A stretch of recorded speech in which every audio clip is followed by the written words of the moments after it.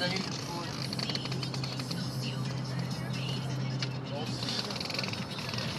¿Qué van a hacer ustedes hoy? ¿Qué van a hacer ustedes hoy?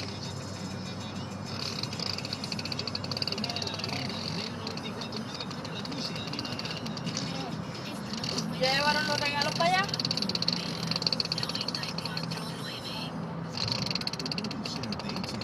Podemos compartir data y conectar hasta 10 equipos móviles en un solo plan. La familia escoge cuánta data necesita y qué equipos conectar. Así no importa que mi hija use su smartphone para mantenerse conectada a las redes sociales. Que mi chico piense que es una consola de videojuegos. Que mi esposa se la pase compartiendo videos de sus experimentos en la cocina.